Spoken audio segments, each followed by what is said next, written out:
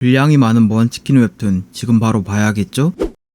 다른 세계의 왕이 환생하여 판타지 세계에 적응하는 이야기, 끝이 아닌 시작 소개하겠습니다. 전생에서 왕이었던 주인공, 침대에서 자고 눈을 뜨자 이 세계에서 아서로 환생하였습니다. 몇 주 동안 아기로 적응한 아서는 새로운 세계에 관해 알아가고 있었습니다. 그 중에서 아서의 눈길을 끈 것은 마법의 존재였죠. 어머니의 치료 마법을 보고 흥미가 생긴 아서, 기어다닐 수 있게 되자 책을 통해 세계와 마법에 관해 독학하여 공부하였습니다. 2년 동안 스스로 마나코어를 단련한 아서, 걸을 수 있게 되면서 많은 변화를 보였습니다. 아버지가 마법 쓰는 걸 보자 자극받은 아서는 마지막 남은 마나코어를 생성하기 위해 단련했죠. 그 결과 밖에서 부모님이 얘기하는 사이에 마나코어를 생성하면서 폭발을 일으켰습니다. 아서 본인도 모르게 일어난 일이었는데요. 부모님이 걱정하였지만 막상 그의 모습을 보고 놀람을 감출 수 없었습니다. 그렇게 아서의 재능을 알게 된 부모는 전직 모험가 출신답게 어머니가 마법을, 아버지가 검을 가르치는 모습을 보였습니다. 하지만 한계에 다다르자 아서를 가르칠 선생님을 구하게 되는데,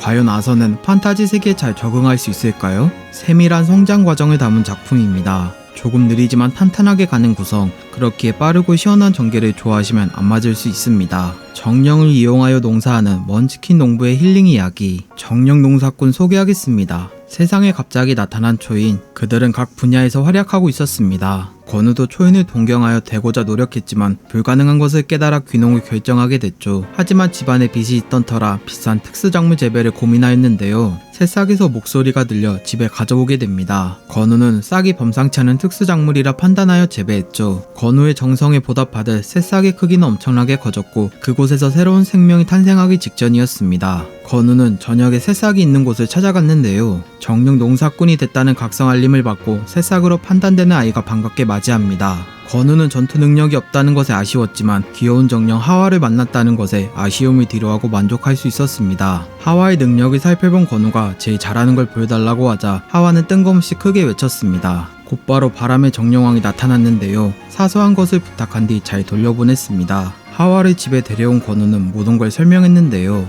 집안의 일원으로 받아들일 수 있었습니다. 그렇게 하와와 함께 농사를 시작한 권우는 그녀의 힘 덕분에 손쉽게 농사를 할 수 있었으며 초인협회에 초인으로 등록할 수 있게 됩니다. 과연 권우는 행복한 농사 생활을 할 수 있을까요? 힐링 판타지에 잘 어울리는 작품입니다. 보기만 해도 웃게 만들며 계속해서 보게 되는 마성의 매력을 가졌습니다. 언니를 죽인 범인을 찾기 위해 빌런이 된 주인공 이야기, 히어로 킬러 소개하겠습니다. 이화는 어릴 적 정체모를 히어로에게 언니가 살해당하는 것을 목격하였습니다. 그로 인해 강한 원한과 복수심이 생겨났는데 때마침 그걸 지켜본 유신이 나타나 이화를 제자로 거두게 됩니다. 유신의 모든 기술을 전수받는 동시에 노력하여 자란 이화, 언니를 죽인 히어로를 찾기 위해 모든 히어로를 죽이기로 결심했는데요. 그 첫 번째 타깃이 제이드였습니다. 이화는 제이드의 히어로답지 않은 행적을 지적하고서 그와 실력을 겨뤘는데 손쉽게 제압하고서 죽였죠. 그로 인해 이화는 히어로의 추적을 받게 됩니다.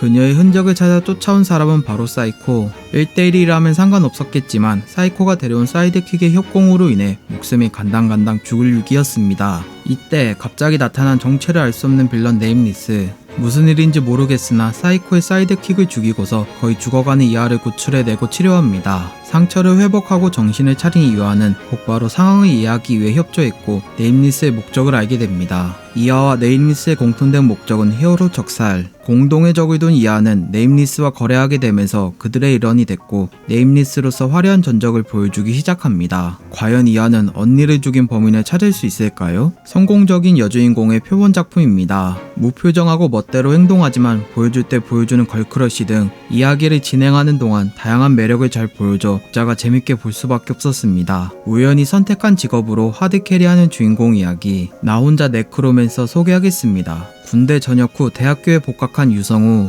친한 후배와 시답잖은 얘기를 나누고선 본인이 선택한 강의에 들어갑니다. 너무나도 지루한 강의에 졸던 중 그의 눈앞에 메시지가 나타나면서 강의실 불이 꺼지게 되는데, 유성우 앞에 나타난 멸망한 세계에서 살아남기 위한 직업을 고르라는 메시지. 그는 상황을 파악하고 난 뒤 별이 가장 많은 카드를 골랐는데 우연히 네크로맨서 카드를 골랐습니다. 곧바로 고블린이 나타나면서 강의실 안은 혼란의 도가니, 모두가 겁을 먹어 뒤로 빠져있던 중 뒷자리에 있던 유성우가 고블린과 대치하는 상황이 놓였습니다. 아무것도 없던 유성우는 책상을 들고 고블린을 패으며 그 결과 골드와 함께 첫 스켈레톤 고블린을 얻게 됩니다. 하지만 고블린이 죽자마자 다른 고블린이 들어왔고 자신의 권속과 함께 물리쳤습니다. 상황이 정리되자 누군가 전화가 먹통이라 했고 이성우는 커튼을 열어 바깥 상황을 파악했죠. 그래서 그는 강의실 밖으로 나가면서 조금씩 나아가는 것을 선택하였습니다. 그러다 레벨업 하게 되면서 랜덤 카드를 통해 자신의 능력을 올리면서 앞으로 나아갔습니다. 과연 네크로맨서가 된 유성우는 혼란한 세상 속에서 살아남을 수 있을까요? 사기적인 직업을 잘 보여주는 작품입니다. 침착하고 과감한 주인공을 통해 네크로맨서의 사기적인 모습을 잘 보여줍니다.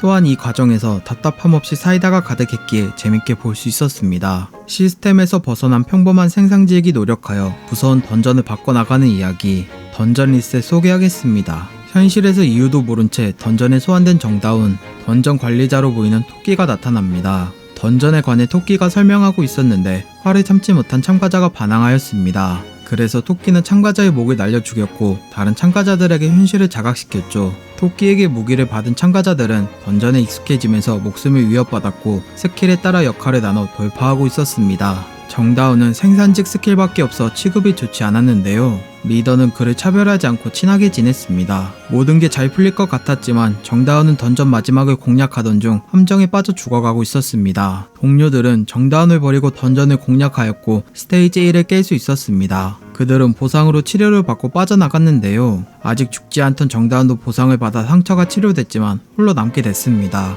정다운은 토끼를 불러 상황을 파악했고 그는 오류로 판단돼서 던전에 머무르게 됐죠. 살아남기로 결심한 정다운은 갇혀서 죽을 수 없기에 땅을 파고 있었습니다. 계속해서 땅을 파자 새로운 스킬을 얻었고 그 스킬을 활용하여 집과 같은 휴식처를 만들게 됩니다. 과연 오류가 된 정다운은 던전 속에서 살아남을 수 있을까요? 평범한 속에서 재미를 잘 보여준 작품입니다. 무시당하는 스킬일지 몰라도 그 속에서 노력하여 평범함을 넘어서는 독특한 흐름이 좋았습니다. 그리고 주인공이 능력을 통해 어디까지 보여줄지 궁금하게 만들었습니다. 자신을 배신한 사람에게 복수하기 위해 처음부터 다시 시작하는 최강 창기사의 복수 이야기, 역대급 창기사의 회기 소개하겠습니다. 검이라는 고정관념을 부수고 창으로 전쟁을 끝낸 영웅 조슈아. 하지만 너무나 커져버린 조슈아의 힘은 남은 이들에게 공포와 두려움의 대상이 돼서 배신당했습니다. 조슈아는 분노와 억울함이 뒤섞인 채 울부짖었지만 힘을 쓸 수 없는 상태에서 바닥에 새겨진 폭발 마법진을 벗어날 수 없었습니다. 그렇게 죽음을 받아들이던 때 자신의 창 루기아가 특별한 힘을 발휘할 것으로 보여 조슈아는 죽을 힘을 다해 창을 잡고 죽었습니다. 하지만 죽은 줄 알았던 조슈아가 눈을 뜨자 자신이 어린 시절로 회귀했다는 사실을 알게 됩니다. 덕분에 복수할 기회가 생겨 좋았었지만 그 기분은 잠깐이었습니다. 어린 시절 자신과 어머니를 괴롭혔던 지부장들이 어김없이 나타나 괴롭히는 것이었습니다. 그들이 조슈아의 어머니를 희롱하고 폭력을 행사하려고 하자 전생에서 익혔던 만화 운용법으로 대응하였습니다. 예상치도 못한 상황이 지부장들이 당했고 나무 한 명은 조슈아의 외침을 듣고 도망쳤습니다. 덕분에 일하는 사람들 사이에 소문이 퍼졌고 아버지는 공작의 귀까지 소식이 퍼져 공작의 부름을 받게 됐습니다. 과연 조슈아는 모든 걸 바꿔 복수에 성공할 수 있을까요? 복수를 원동력 삼아 빠르게 성장하는 작품입니다. 전생의 능력과 똑똑한 지혜를 잘 활용하여 자기 편을 만들고 유리한 상황으로 이끌어가는 모습이 마음에 들었습니다. 오늘은 여기까지. 도움이 되셨다면 구독과 좋아요 눌러주시면 감사하겠습니다. 빠빠.